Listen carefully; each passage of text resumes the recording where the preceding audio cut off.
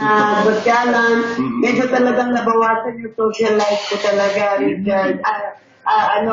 Richard at saka Ronald, nabawasan talaga. Pasensya na. Okay lang, Ate B, alam mo ba, blessing tong Christopher Minute kasi tuwing nawawala si Nanay Christy, ako ang pinapaupo rito. At natuwang-tuwa ako, naisip kita, at eto ka naman, pinagbigyan mo kami ng walang effort. Maraming salamat, Ate B. So, Anytime, Ronald, anytime. thank you, alam ko naman. O, kumusta ka na? Ano mga pinagkakabalahan mo ngayon as governor dyan sa Lipa? Siyempre, ngayon nga, may nakita ko, di ba sabi ko sa Ang nataas ang boses mo, dapat magpapahinga ka rin. Napagod lang ako kasi minsan pag nasa labas, mainit na mainit, tapos papasok sa mobile bus ko na office na malamig, tapos biglang ulan, medyo humina ng konti yung resistensya ko. So, medyo rest lang muna para makabawi din trabaho ulit. Yes. Siyempre, busy rin ako sa Batangas kasi last term ko na. Oo nga, kaya nga.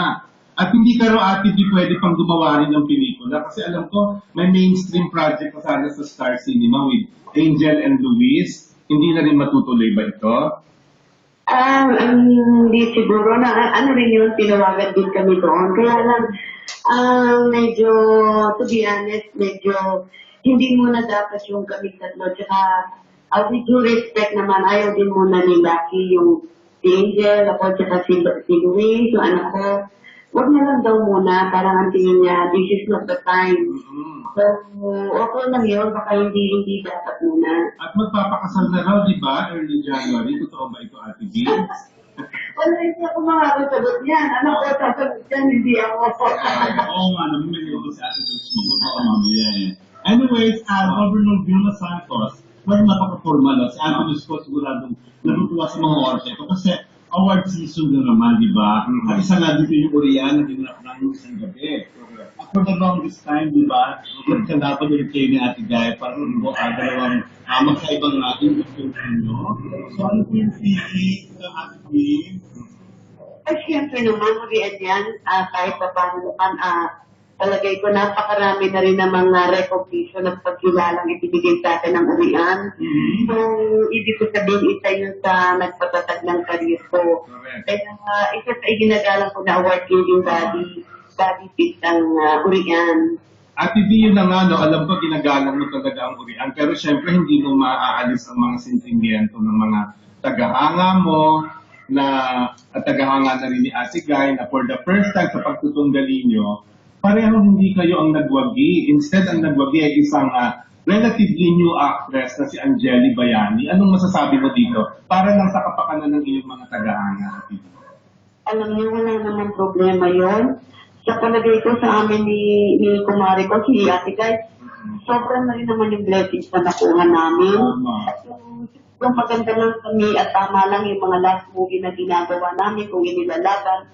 Pero para naman na ikat ka kung hindi man kami nanalo, okay lang yun kasi na-bless na rin kami sa marami namang recognition at award. So, kung this is part na alam namin na meron talagang magaling na nag-perform, na nagbigay ng mas magaling na performance kaysa sa amin, I think hindi naman issue yun. Napakatagal na namin dito at we're blessed.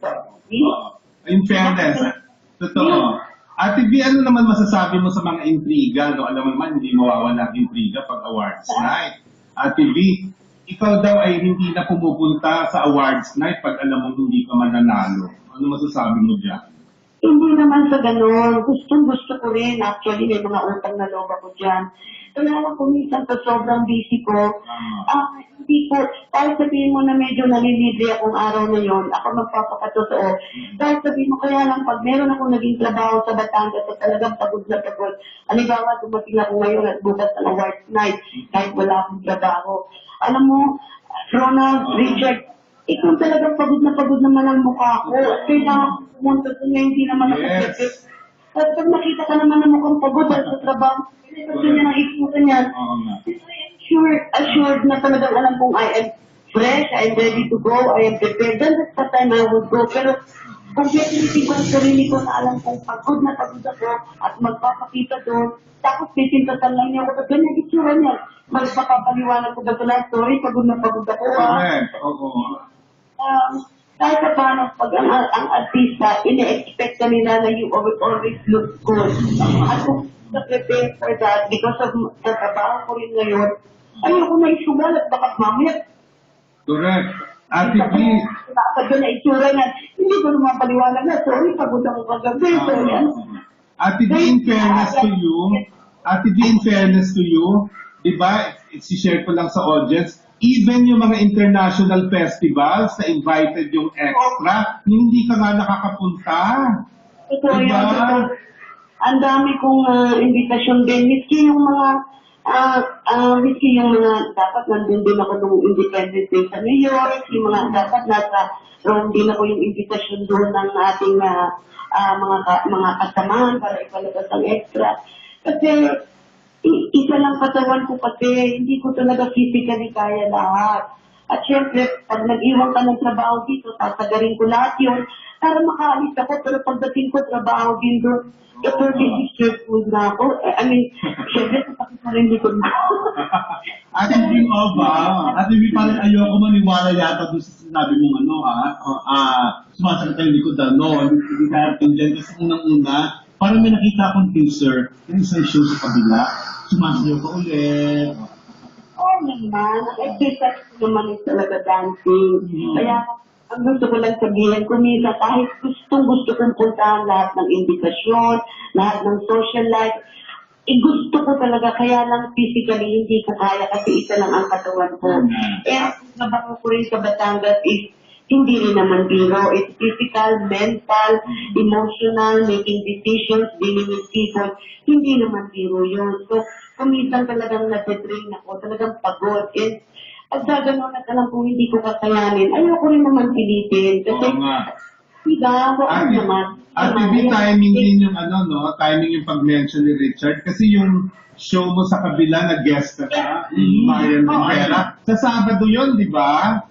Pag-isip, si Marian? Oo. Hindi, okay lang. Pwede naman.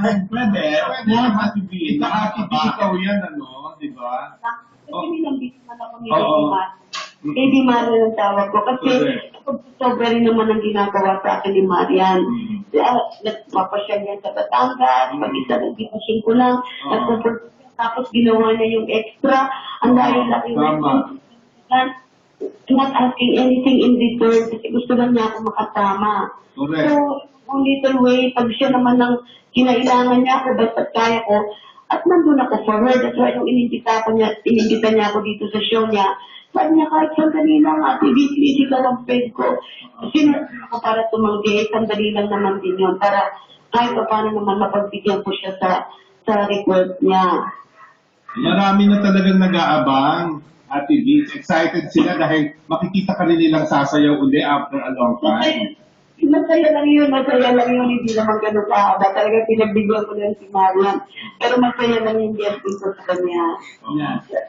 Governor Vilma kasi di ba, of course, last term na po ito, naging pagiging gobernador dahil sa Batangas, di ba? Kaya, ang dami ngayong mga bulong-bulungan, ang dami ngayong mga, alam mo na, mga usap-usapan sa loob at labas ng showbiz na after na pagiging governor, ano kaya next for Miss Vilma Santos? Ano ngayon na nagplano, hindi na ako nagplano.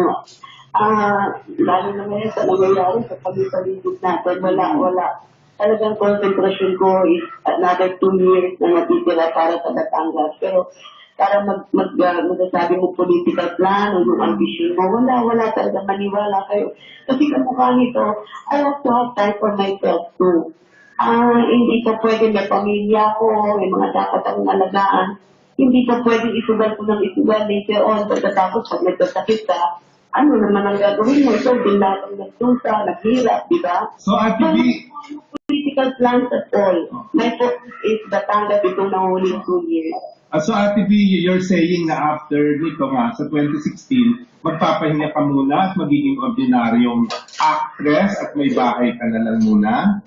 Wala akong plano. Walang plano. Pero kung just in case hindi ako nagtatakbo, alis na ako sa politika, ang dream ko talaga is bumalik sa movies, mas direct. Yun ang dream ko talaga.